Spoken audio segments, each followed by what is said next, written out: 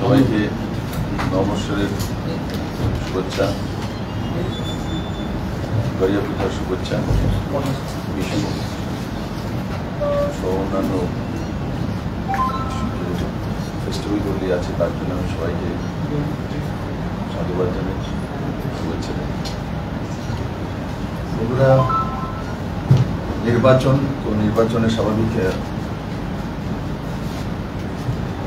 সাংবাদিক বন্ধুরা নির্বাচনী প্রেস কনফারেন্সে যায়। एक तो माननीय प्रधानमंत्री नरेंद्र भाई मोदी কালকে আস্তাবল ময়দানে ত্রিপুরা আসছেন, আর সেটা ত্রিপুরার জন্য একটা প্রেস্টিজিয়াস ইভেন্ট বা প্রেস্টিজিয়াস কার্যক্রম। কারণ কি প্রথমবার দেশের কোনো প্রধানমন্ত্রী কোনো ফেজের ইলেকশন যে স্টার্ট হতে যাচ্ছে ফার্স্ট ফেজ, আর তার লাস্ট দিন প্রচার আমাদের ভূমি ত্রিপুরা রাজ্য করে ওনার শেষ প্রচার। এটা পুরো ভারতবর্ষের মধ্যে মেসেজ যাবে লাস্ট প্রচার নরেন্দ্র মোদী কোথা থেকে করেছে, আর ওখান থেকে উনি মেসেজ দেবেন। কারণ লাস্টের যে প্রচার হয় সেখানে মেসেজটা দেন সারা ভারতবর্ষ।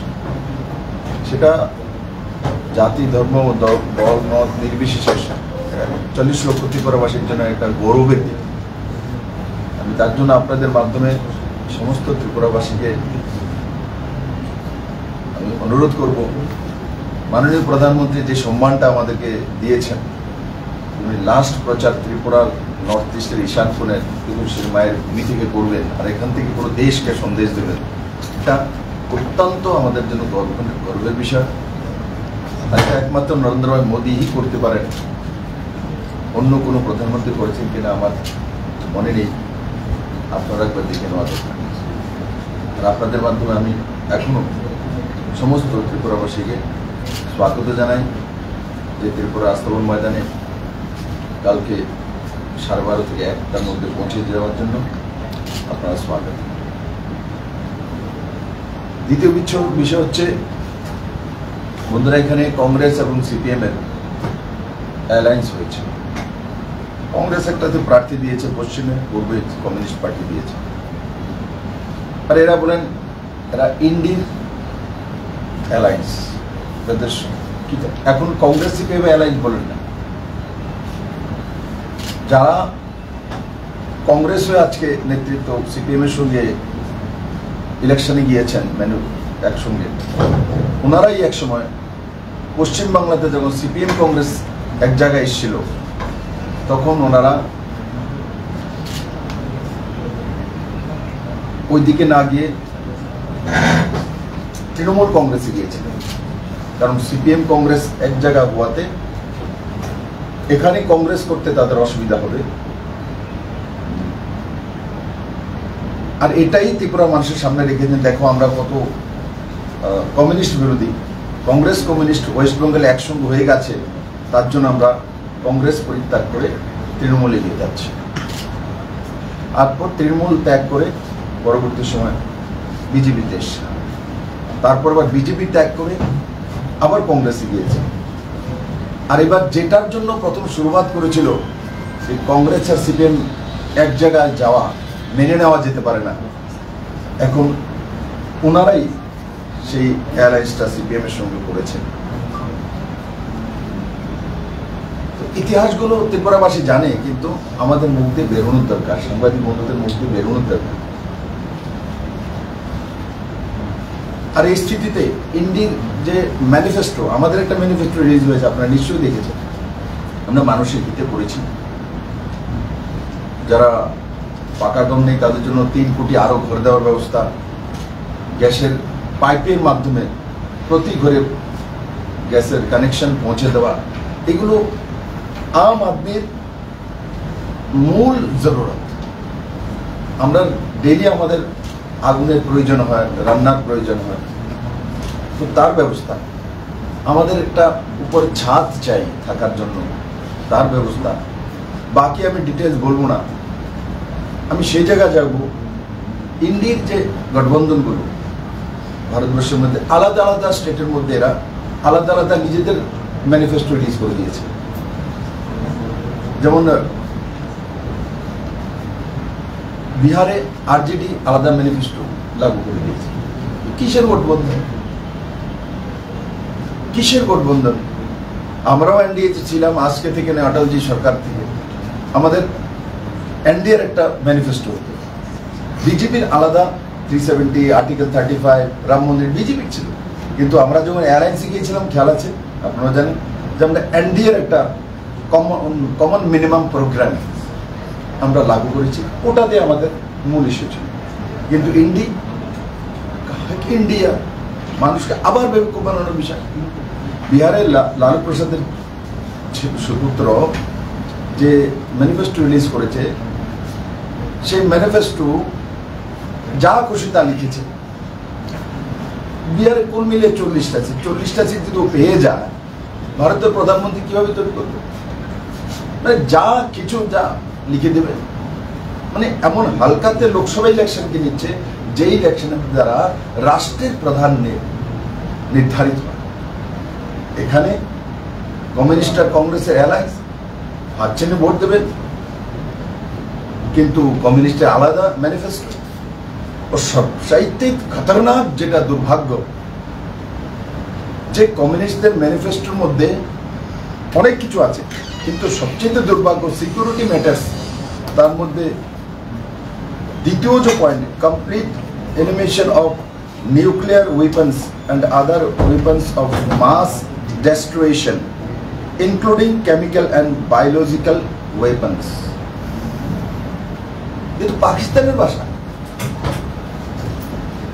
অটল বিহারী বাজপেয়ী, ভারতের রত্ন পূর্ব প্রধানমন্ত্রী, পোখরণে যখন অ্যাটমিক এনার্জি টেস্ট করলেন, পরীক্ষণ করলেন, তখন আমেরিকা সহ সমস্ত শক্তিশালী দেশগুলো, ইউরোপিয়ান দেশগুলো ভারতবর্ষের উপর পাবন্দি লাগানো হলো, আর্থিক পাবন্দি, ইনক্লুডিং ইউএস, আর্থিক পাবন্দি। কিন্তু পরবর্তী সময় অটলজি রণকৌশলের কারণে, ভারতবর্ষ বড় বাজার, এনারা ধীরে ধীরে সেই আর্থিক পাবন্দি উঠিয়ে নেওয়া হলো। কিন্তু ভারতবাসী, ইয়াদ করুন সাংবাদিক বন্ধুরা, আপনারা যখন নিউক্লিয়ার পরীক্ষণ করা হলো পোখরণে, কে আমরা গর্ব করিনি? কে ভারতবাসী কেউ নারাজ ছিল? আমরা কোন জায়গায় ছিলাম? প্রত্যেকটি ভারতবাসী যেমন না খেয়ে থাকবো একবেলা, লাখিয়ে যা আর্থিক পাবন্দি ঠিক আছে, কিন্তু আমরা নিউক্লিয়ার শক্তিধর দেশ হিসেবে আত্মপ্রকাশ করবই। আর কমিউনিস্ট ম্যানিফেস্টোতে ক্লিয়ার বলছে যে আমার সমস্ত নিউক্লিয়ার ওয়েপন্স ডেস্ট্রয় করে দেবে। তার মানে পাকিস্তান চাইছে এটা, পাকিস্তান বলে, চীন বলে। আজকে এমন একটা রাষ্ট্রবিরোধী পার্টি, এদের তো এই মাটিতে থাকা উচিত নয়। যারা কমিউনিস্ট পার্টির নেতৃত্ব, এদেরকে এই ভূমি ত্যাগ করে অন্য দেশে চলে যাওয়া উচিত। আর আমার মনে হয় এদেরকে অন্য দেশও জায়গা দেবে না, চীনে 1 ঘন্টা জায়গা থেকে দেবে না। আজকে আমি আপনাদের মাধ্যমে ত্রিপুরার জনতার কাছে এসেছি, চিনুন এদেরকে। আপনার দেশ পরমাণু শক্তিধর দেশ, দুনিয়ার মধ্যে শক্তিশালী দেশ ভারত। ইকোনমিক্যালি ভারত আজ 5ম ইকোনমি দুনিয়ার মধ্যে। সেলফোন উৎপাদনে আমরা 2য় স্থানে আছি, স্টিল উৎপাদনে আমরা 3য় স্থানে আছি, দুধ উৎপাদনে আমরা 1ম স্থানে আছি, মোটা আনাজ উৎপাদনে আমরা 1ম স্থানে আছি, অটোমোবাইল উৎপাদনে আমরা 3য় স্থানে আছি দুনিয়ার মধ্যে। এই স্থিতিতে এই ধরনের ম্যানিফেস্টো রিলিজ করা মানে টোটালি, আমি আপনাকে যে পেজটা আপনাদেরকে দিয়ে দেওয়া হবে, টোটালি আপনি যখন পড়বেন আপনার মাথা খারাপ হয়ে যাবে যে আমাদের যত বেস আছে আর্মিদের, সমস্ত বেস এরা গুটিয়ে নিয়ে আসবে। মানে ভারতকে শেষ করে দেওয়ার বন্দোবস্ত। ভারতের মানুষ ওনারাদেরকে পছন্দ করছেন, ওদেরকে ভোট দিচ্ছে না, তার জন্য ম্যানিফেস্টো রিলিজ করেছে। এই ম্যানিফেস্টো রিলিজ করে পাকিস্তানকে আর চীনকে খুশি করার জন্য, ওখান থেকে না ওনাদেরকে ফান্ডিং করা। কি অবস্থা! দেশ বিক্রি করে খাবো? আরে আমরা মরে যাব, তবু দেশের রাষ্ট্রের সিকিউরিটির সঙ্গে কম্প্রোমাইজ করবো না। দরকার এক ভালো না খাবো, স্বাভিমানে থাকবো। উই আর ইন্ডিয়ান, আমরা ভারতবাসী। এই দেশ গান্ধীর দেশ, এই দেশ সর্দার বল্লভভাই প্যাটেলের দেশ, এই দেশ নেতাজি সুভাষচন্দ্র বোসের দেশ, রবীন্দ্রনাথের দেশ, বিবেকানন্দের দেশ। আর এই দেশে এসে কমিউনিস্ট 2024-এ যখন গুগলের জামানা, তখন এই ধরনের ম্যানিফেস্টো রিলিজ করে, আমি বাকিগুলো পড়ছি না, সবগুলো পড়লে আপনাদের ভয় লাগবে, আতঙ্ক লাগবে, মনে হবে যে কোন আতঙ্কবাদী এটা রিলিজ করেছে। কোন রাজনৈতিক দল কিভাবে এইসব ম্যানিফেস্টো রিলিজ করতে পারে? ধিক্কার জানাই এবং ত্রিপুরার মানুষের কাছে আমি আবেদন জানাই, এই ধরনের জোট, এই ধরনের অনৈতিক ভাবনা, রাষ্ট্রবিরোধী ভাবনা, তাদেরকে ধিক্কার জানান। আর এই ইলেকশনে তাদেরকে সঠিক রাস্তা দেখান। আর আপনাদের মাধ্যমে রাজ্যের কমিউনিস্ট পার্টির সবচেয়ে বয়োজ্যেষ্ঠ নেতৃত্ব, যিনি 4 বার মুখ্যমন্ত্রী ছিলেন, কোথায় কোথায় বারবার সংবিধান বাঁচানোর জন্য এবার উনি হাত চিহ্নে ভোট দেবেন। উনি রাষ্ট্র বাঁচানোর জন্য, রাষ্ট্রের অস্তিত্ব বাঁচানোর জন্য, ওনার ম্যানিফেস্টো কি রাষ্ট্রের অস্তিত্ব বাঁচাচ্ছে? ওনার ম্যানিফেস্টো কি সংবিধান রক্ষা করছে? আমি প্রথম দিন থেকে বলেছি, এরা ভারতকে ভালোবাসে না, ত্রিপুরার মাটিকেও ভালোবাসে না। এদের পার্টি সর্বস্ব, পার্টি যা বলবে তাই করবে। না ভারতের সংস্কার বুঝে, না ভারতবর্ষের রীতিনীতি। আর তার জন্যই তো মানিকবাবু, মানিক সরকার বিলুনিয়াতে গিয়ে বলছেন, রামলালা যদি ভগবান হয়েই থাকে, না বলার টোন কি? এটা বিশ্বাস, ভারতবাসী বিশ্বাসের উপরে না আঘাত আনছেন, আমাদের সংস্কৃতি, আমাদের সনাতন উপরে। তারপর আপনি কোথায় যাচ্ছেন? প্রধানমন্ত্রী কি দরকার সেখানে প্রাণ প্রতিষ্ঠা করবেন? ও তো ভগবানই, তাতে হবে প্রাণ। আপনার কমন সেন্স পর্যন্ত নেই। আপনি রাষ্ট্রের বিষয়ে জানেন না, আপনি সনাতনকে জানেন না, ভারতের রীতিনীতিকে জানেন না। আপনি যে স্টেটের মধ্যে মুখ্যমন্ত্রী ছিলেন, এখানে দুর্গা পূজা হয়, কালী পূজা হয়, লক্ষ্মী পূজা হয়, সরস্বতী পূজা হয়, মূর্তি পূজা হয়। মূর্তির প্রাণ প্রতিষ্ঠা করতে হয়, যতক্ষণ পর্যন্ত না দুর্গা তৈরি করার পর, বানানোর পর প্রাণ প্রতিষ্ঠা না হয়, ততক্ষণ পর্যন্ত সে ভগবানের প্রতিমূর্তি হিসেবে আমরা তাকে মানি না। সেটা মাত্র একটা মূর্তি তৈরি হয়েছে। যখন প্রাণ প্রতিষ্ঠা করে দেওয়া হয়, তখন আমরা মানি মা দুর্গা আমাদের সামনে আবির্ভাব হয়েছে। এটা পর্যন্ত আপনার এই বয়সে খেয়াল নেই। আপনারা সবসময় ভারতীয় চিন্তাধারা, ভারতীয় ব্যবস্থা, ভারতীয় রীতিনীতি, এগুলোর মধ্যে আঘাত করা। 2018 ত্রিপুরার মানুষ এভাবে আপনাদেরকে বিদায় দিয়েছে, তারপর আপনাদের শিক্ষা নেই। আপনারা আবার ত্রিপুরাকে ওই আপনাদের এই ভিসা পিঠা, অমানবিক মেকানিক্যাল ব্যবস্থার দিকে নিয়ে যেতে চাইতেন। আজ ত্রিপুরা রাজ্য এক আশার আলো দেখেছে, নজওয়ানরা নিজেরা কাজ করতে শিখেছে। আপনারা বসে বসে 35 বছর শাসন করেছেন, পঙ্গু করেছেন নজওয়ানদেরকে। আমি যখন বলেছি যে প্রত্যেকটা নজওয়ান, একটা নজওয়ান যখন না বসে থাকে 2018 বলার পর, আমার উপরে হাসি ঠাট্টা করেছেন আপনারা।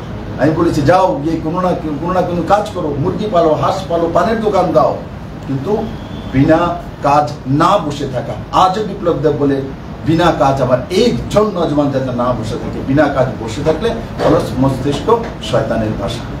আমি কোনো কিছু কাজ করলে আমার 1 পয়সা রোজগার হবে, আমি মা বাবাকে, পরিবারকে সাহায্য করতে পারবো, নিজেকে দাঁড় করাতে পারবো। এক ইন্ডিপেন্ডেন্ট মানসিকতা হয়, নিজের স্বরোজগারী মানসিকতাই এক সুন্দর ব্যক্তিত্ব দিতে পারে। বিপ্লব দেব এটা বোঝে, কারণ কি বিপ্লব দেব এমন পরিবার আর এমন দশা থেকেই উঠেছে। কারণ আমার কাছেও 1 পয়সা পুঁজি ছিল না, নিজের পরিশ্রম করেই আমি জামজেরি থেকে দিল্লি পর্যন্ত গিয়েছিলাম।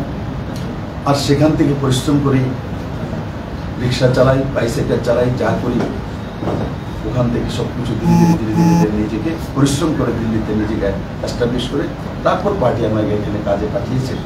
বাকিটা আপনারা সবটা জানেন। তাই আমি ভাবি আমার মতো যাতে বাকি সব নজওয়ানরাও, আমি যদি শূন্য থেকে এই জায়গায় পৌঁছতে পারি, বাকি ত্রিপুরার নজওয়ানরা কেন পৌঁছতে পারে না? তারাও তাদের মধ্যে বিপ্লবদের চাইতে অনেক বেশি কোয়ালিটি আছে। আমি ত্রিপুরা ইউনিভার্সিটিতে যাই, কলেজে যাই, স্কুলে যাই, তাদের মধ্যে যে কোয়ালিটি আছে তার আমি সারাহনা করি। এবং এরা নিশ্চিত মোদী যেটা চাইছে যে শক্তিশালী যুবা ভারত কে নির্মাণ করবে? মানিক সরকার নির্মাণ করবে, এরা নির্মাণ করবে। যুবা ভারত তো যুবারা তৈরি করবে, 18 থেকে 30 বছরের ছেলে মেয়েদের যারা আছে এরা তৈরি করবে। আজকে আমি গর্ব করি, আমি সরকারের যখন মুখ্যমন্ত্রী ছিলাম স্টার্ট আপ ত্রিপুরাতে শুরু করেছিলাম। আজকে 36টা স্টার্ট আপ রেজিস্টার্ড আছে ত্রিপুরাতে। আর নর্থ ইস্টে প্রায় 10,000 ছেলে মেয়ে স্টার্ট আপের মাধ্যমে রোজগার করে, আর তাতে 1000 করোড় ইকোনমি। এটার নাম হচ্ছে নরেন্দ্র মোদী। যুবা ছাড়া দেশ নেই, যুবারাই ভবিষ্যৎ, যুবাই এনার্জি, যুবাই সবকিছু। তাই আপনাদের মাধ্যমে আবারও আমি সমস্ত ত্রিপুরাবাসীকে বলবো, আগামী 19 তারিখ নির্বাচন রয়েছে, 26 তারিখ ত্রিপুরাতে নির্বাচন রয়েছে। এই কংগ্রেস আর কমিউনিস্টদেরকে, এই যে আমি বললাম নিউক্লিয়ার ওয়েপন ডেস্ট্রয় করার যে ওরা নির্ণয় নিয়েছে, বাকি যে আমাদের আর্মি বেস সব শেষ করা, সমস্ত আর্মি বেস শেষ করে দেবে। কি বলছে? রাষ্ট্রকে শেষ করে দেওয়ার ব্যবস্থা, পাকিস্তানের হাতে তুলে দেওয়ার ব্যবস্থা, চীনের হাতে তুলে দেওয়ার ব্যবস্থা। চীনের সঙ্গে লেখা আছে, চীনের সঙ্গে সব মিটিং করে শেষ করে, পাকিস্তানের সঙ্গে সব মিটিং করে শেষ করবে। চীন আর পাকিস্তান নিয়ে ব্যস্ত আছে তার মধ্যে। ভারতের কিচ্ছু নেই, ত্রিপুরাতে কি করবে কিচ্ছু নেই, কেরালাতে কি করবে কিচ্ছু নেই। 140 কোটি ভারতবাসীর জন্য কি করবে? নাই নেই। আমাদের সিকিউরিটির জন্য কি করবে? এখানে কিচ্ছু নেই। পাকিস্তানের সিকিউরিটির জন্য কি করবে? চীনের ভালো হবে তার জন্য কি করবে? তাই সেইগুলো লিখেছে। আমি তার জন্য আপনাদের মধ্যে আবার করজোরে ত্রিপুরাবাসী নিয়ে করবে, এদেরকে ইভিএম মেশিনের মাধ্যমে রাস্তা দেখানো। এদের জায়গা নেই, এদের যাওয়া উচিত পাকিস্তানে, এখানে থাকার ওদের অধিকার নেই এই ম্যানিফেস্টো রিলিজ করার। আর কংগ্রেসীরা স্পষ্ট করুক এই ম্যানিফেস্টো এরা স্বীকার করে কিনা। তাদের সর্বভারতের নেতৃত্ব আসক মানুষের সামনে এসে বলুক যে আমরা কমিউনিস্টের সেই ম্যানিফেস্টোর সঙ্গে একমত। আর একমত না হলে কিভাবে তারা অ্যালায়েন্স করে একসঙ্গে রাজনীতি করতে। আমি তার জন্য প্রথম থেকে বলছি এই ইন্ডিয়া অ্যালায়েন্স কোনো কিছু না, শুধু ব্যক্তি স্বার্থের খাতে নিজে যে মানিক সরকার বলছে অস্তিত্ব, নিজের অস্তিত্ব রক্ষার জন্য এই কাজগুলি করেছে। বিপ্লব দেব, নরেন্দ্র মোদী, অমিত ভাই শাহ, মানিক শাহ কোনোদিনও নিজের অস্তিত্ব বাঁচানোর জন্য দেশকে বিপন্ন করবো না, দরকার হলে মরে যাব। তাই আমি আপনাদের মধ্যে সমস্ত ত্রিপুরাবাসীর কাছে নিবেদন করবো, ভাবুন কাদের হাতে সত্তা ছিল এতদিন, কাদের হাতে ত্রিপুরা ছিল, কারা এখানে নেতৃত্ব করত, এদের আসলি চেহারা দেখুন। আর নির্ণয় নিন 19 তারিখ আর 26 তারিখ তার প্রতিবাদ করুন। ধন্যবাদ। কিছু জিজ্ঞাসাবাদ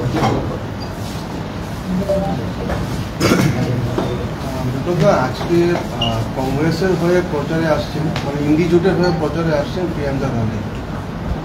আগামীকাল ভালো হয়েছে তো, যে প্রচারে আসছে ওনাকে জিজ্ঞাসা করো। নিউক্লিয়ার ওপেন ডেস্ট্রয় করার নির্ণয় নিয়েছে ম্যানিফেস্টোর মধ্যে। ভারতবর্ষের সমস্ত এয়ার বেস, সমস্ত আর্মি বেস, যেখানে ভারত মহাসাগর হোক, বঙ্গোপসাগর হোক, যেখানে সবগুলো গুটিয়ে নেবে। ইউএনের সঙ্গে কোনো ইয়ে করবে না, ইউএসএর সঙ্গে করবে না, রাশিয়ার সঙ্গে করবে। এইগুলো যে লিখেছে এইগুলো জিজ্ঞাসা করুন না আমাদের ওনাকে। স্পষ্ট করে ভালোই তো হয়েছে উনি এসছেন।